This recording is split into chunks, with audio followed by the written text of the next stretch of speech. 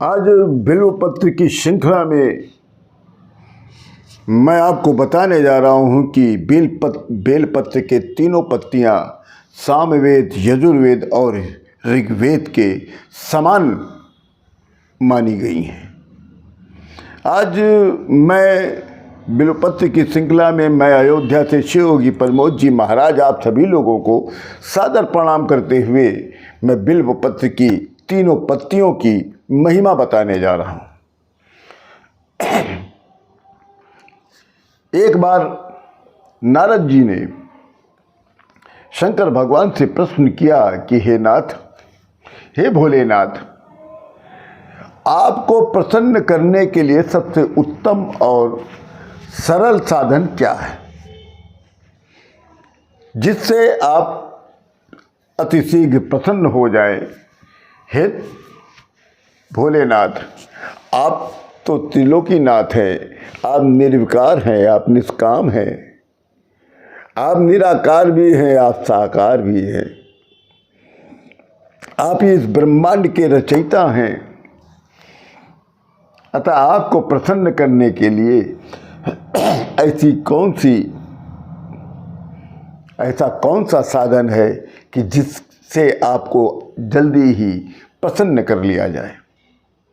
तब शंकर भगवान ने मंद मंद मुस्कुराहट के साथ कहते हैं कि हे नारद जी, वैसे मुझे अपने भक्त ही प्रिय हैं और वो भक्त जो निष्काम भाव से, निस्वार्थ भाव से मेरी पूजा अर्चना करता है वो मुझे सबसे अधिक प्रिय है।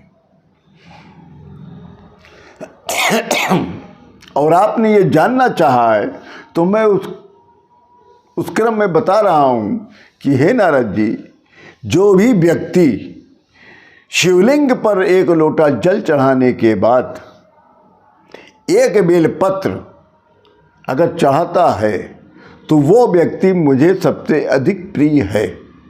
और ऐसे व्यक्ति मृत्यु के बाद वो सीधा शिवलोक आते हैं, मेरे लोक में आते हैं और उनको आदर पूर्वक शिवलोक में स्थान दिया जाता है।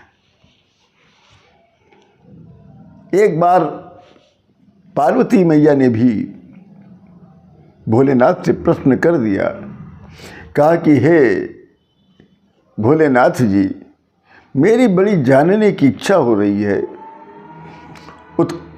उत्कृष्ट इच्छा हो रही है कि आपको बेलपत्र ही क्यों प्रिय है।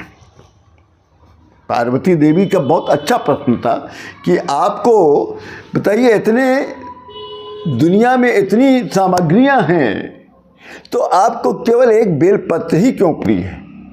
और भी वृक्ष हैं, उनके भी पत्ते होते हैं और भी फूल हैं, मगर आपको सबसे अधिक प्रिय केवल बिल्वपत्र ही क्यों है। तब शंकर भगवान ने मुस्कुराते हुए कहा कि हे पार्वती, जो बिल्व वृक्ष है उसके जो अखंड पत्ते होते हैं वो मेरी जटा के समान होते हैं और उसका त्रिपत्र, बेलपत्र के तीनों पत्ते, वो तीनों पत्ते ऋग्वेद, यजुर्वेद और सामवेद के समान पूजनीय होते हैं। और बिल्वपत्र के जो शाखाएं होती हैं, जो टहनियाँ होती हैं, उसकी जो डालियाँ छोटी छोटी होती हैं, वो समस्त शास्त्रों का स्वरूप होती हैं। इसीलिए मुझे बिल्वपत्र सबसे अधिक प्रिय है। वैसे पार्वती देवी जी बिल्व वृक्ष को पृथ्वी का कल्प वृक्ष कहा जाता है। पृथ्वी का कल्प वृक्ष क्यों? इसलिए कि उस बिल्व वृक्ष में ब्रह्मा, विष्णु और महेश यानी मैं, ये तीनों लोगों का उसमें वास होता है। बिल्व वृक्ष की महिमा इस प्रकार से है पार्वती देवी जी। तब शंकर भगवान ने कथा सुनाना शुरू कर दिया, कहा कि हे पार्वती, स्वयं महालक्ष्मी देवी ने शैल पर्वत पर बिल वृक्ष के रूप में जन्म ले लिया था। तब ये जैसे ये सुना कि महालक्ष्मी देवी ने शैल पर्वत पर बिल्व वृक्ष के रूप में अवतार लिया, तब उन्होंने पूछा कि हे नाथ, लक्ष्मी देवी को ऐसा कौन सा कारण आ पड़ा कि उनको बिल्व वृक्ष के रूप में अवतरित होना पड़ गया? जरा ये कथा मुझे विस्तार से सुनाइए। तब शंकर भगवान कहते हैं कि हे पार्वती, सतयुग में जो रामेश्वरम शिवलिंग है वो मेरे ज्योति रूप का अंश है। उसमें ब्रह्मा, विष्णु और मैं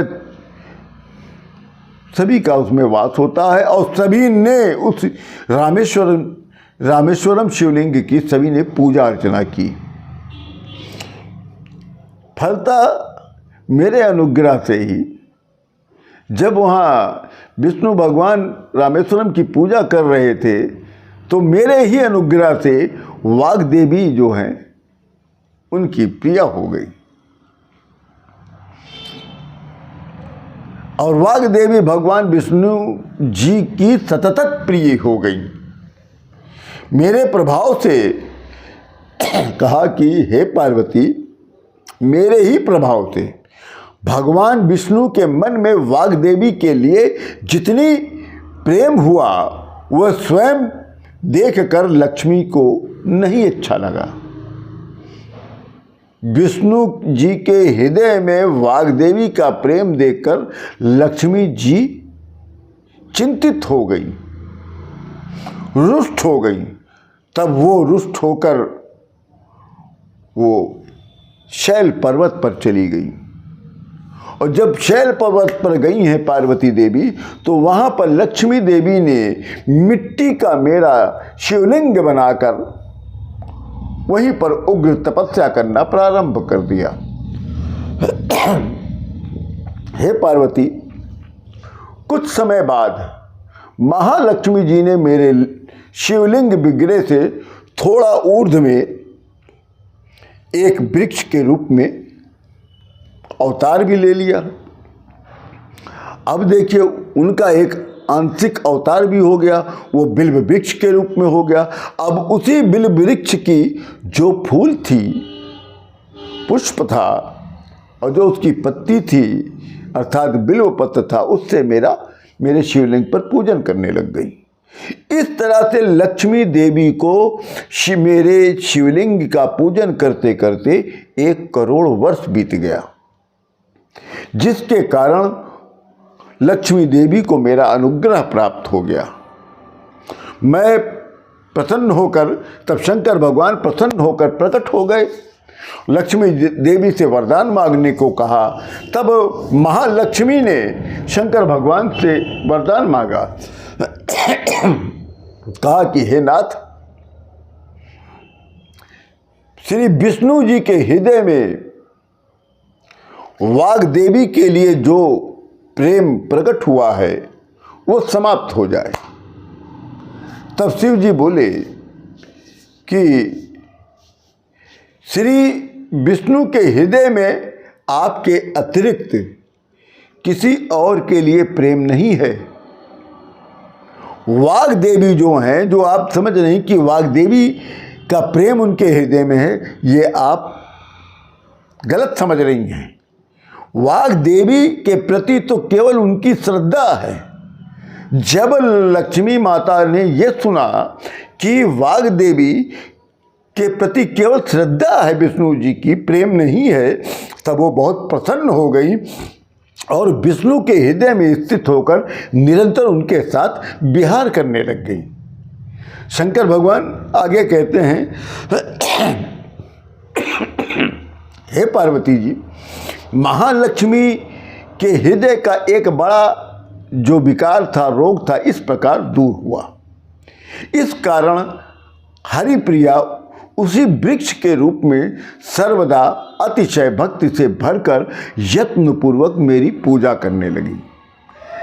बिल्व पत्र इस कारण मुझे अधिक प्रिय है और मैं उस बिल वृक्ष का आश्रय भी लेता हूँ, क्योंकि बिल वृक्ष को सदा सर्व तीर्थमय और सर्वदेव में मानना चाहिए।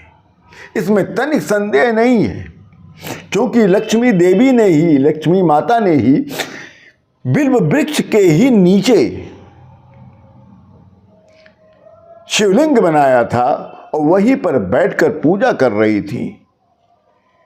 बिल्व पत्र, बिल्व फूल और बिल्व वृक्ष और बिल्व काष्ठ अर्थात बेल की लकड़ी, ये इससे जो पूजा करता है शंकर भगवान की, वो शंकर भगवान का सबसे बड़ा भक्त होता है। बिल्व वृक्ष को शिव के समान ही माना जाता है। बिल्व वृक्ष को कभी काटा नहीं जाता है। अगर पत्ती तोड़नी है तो उसकी डाल मत तोड़ लीजिए, क्योंकि बताया जाता है उसकी जो बिल्व वृक्ष की जितनी लकड़ियां होती हैं वो शंकर भगवान का शरीर होता है। और बिल्व वृक्ष के जो पत्ते होते हैं, बिल्व पत्र, अगर उस पर चंदन से ओम या शिव या श्री राम लिखकर अर्पण किया जाता है तो वो शंकर भगवान को सबसे अधिक प्रिय होता है। उस व्यक्ति को स्वयं लक्ष्मी जी भी नमस्कार करती हैं और ऐसे भक्तों के यहाँ लक्ष्मी जी स्वयं वास करती हैं। और बिल्व वृक्ष इसीलिए अगर अपने घर में आप लगाते हैं तो अपने घर में उत्तर दिशा की तरफ अवश्य लगाएं। इसी के साथ मैं अयोध्या से आप सभी लोगों को राम राम करता हूँ।